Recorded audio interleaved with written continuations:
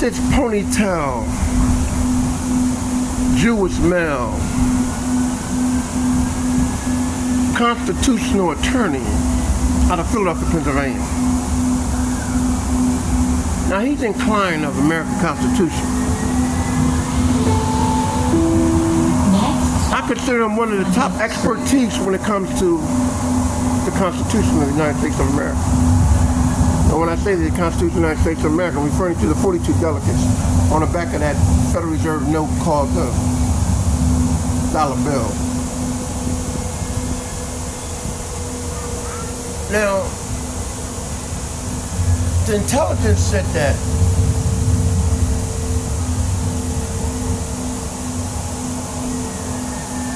the fabrication that they had concocted regarding to the Russian interference was orchestrated by Barack Obama, signed off on. Now, I just happened to came across an interview. I call him the spook who sat by the door. And his exact words was, "Do you know how ridiculous that sounds?" Whoa. His words was not, "The crime that they're accusing me of, I did not do." His words was not, "I did not collaborate, authorize, next stop, or even instructed an individual to do any such of a thing of what they accusing me of." That wasn't what he said. He said, "Do you know how ignorant, ludicrous, stupid that sounds?" He's pushing himself away from saying, "I did not do what they accused me of." Do you know how ridiculous that sounds? That's what he said. Hey, it's ridiculous for Jim Brady to jump off the Brooklyn Bridge because they says somebody gonna throw $1 million. Man, the act that you committed, and the reason why he didn't say, "I did not do any crime that they accused me of," is because once he initiates in regarding to what they're accusing him of, now the ball can roll. Because he already put a mission of innocence to the world, to the American people. Which as it was why can't he do that? Because it was the American people who voted for him, wasn't it? Or was the voting election rigged? To put the spook who sat by the door in the Oval Office. Which one was it? So, the reason why he didn't say, "I did not commit these crimes they're accusing me of," and the reason why he said, "This sounds so ridiculous," is because he knows once he admits an act of innocence, the ball is rolling right now. And I'm going to tell you something. The Chief Justice, John Roberts, Buffalo, New York, or should I say Tennessee by way of Buffalo, New York, boy, he's going to love it. He's going to say, "Wait till I get my hands on him." All of them guilty. But Barack Obama is going to take the fall. But he didn't actually orchestrate it. You know who orchestrated it? Nancy Pelosi. next stop, Nancy Pelosi. Not John Brennan, not Comey. Nancy Pelosi. Nancy Pelosi with collaborators. And I'm going to tell you the reason why I'm picking Nancy Pelosi. When President Trump was elected in the Oval Office, first presidency, 45, Chuck Schumer, Nancy Pelosi, and President Trump was in the White House media conference room. While the media was rolling, President Trump started the conversation. There's a lot of topic here that we're going to discuss today, but I'm going to get right down to it and let you know exactly what's going to be in the future. something similar to that nature. You know, Nancy Pelosi sat there, right there, and Chuck Schumer was right there.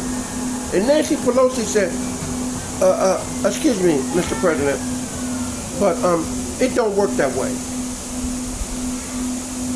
That's not how it works. Who the F sit there and tell me, as the President of the United States, how it work and how it don't work? Chuck Schumer laughed. He had a big smile on his face. It was I saw him. And C-SPAN, and I just kept watching and watching and watching. Trump was cool, collected, and calm when he said that shit. That's like saying, who the F is you? I tell you how it works. You don't tell me how it works. This is how it's going to work. You don't. Nancy Pelosi. So all you ignoramuses out there thinking you got a gold goody good shoe and Nancy Pelosi, you're absolutely wrong. I will go back and tell you who her father was. He was one of the racist fucks, excuse my language, one of the racist Italians in Maryland. You ask anybody about him, they'll tell you about him. But see, some Negroes, they like to, that's some house Negroes. They don't want to get the position in the government. But man, her father was a, and nobody want to admit it. Nobody, and there's quite a few people out there mixing.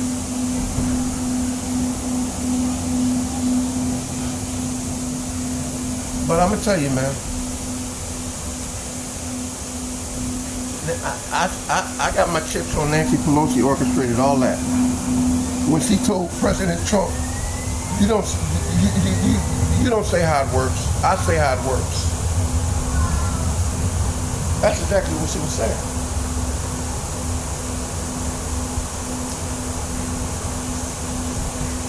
Now,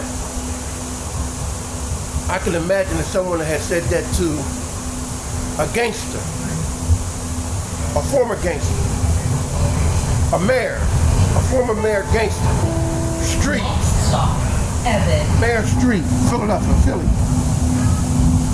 I can imagine somebody saying that to him. You shoot him down like a dirty dog. Wouldn't care who you are. So when you hear this intelligence saying what they're saying and the evidence that they have, they're not just whistling Dixie. And what had taken place, it's grounds on treason, but not imprisonment.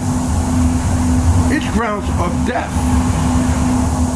Yes, keep in mind, they raided Trump home. They had him up in court numerous of times. And I kept saying, they have no idea of the German that they're playing with. They have no idea. I said Adolf Hitler gonna come out. I said it in retrospect, as in revenge. Because what they did to Trump was totally out of the ballpark. And keep in mind, New York State, all those counts overturned, money returned. Oh, it's not over yet. Some people you can push around and do what you think you can do, but money is not that long enough to reach God. So therefore, money out of the question, death. Period. And watch. In the coming days, you're going to see how the intelligence is going to release everything. Unless they come to a negotiation and make Trump a third-term president.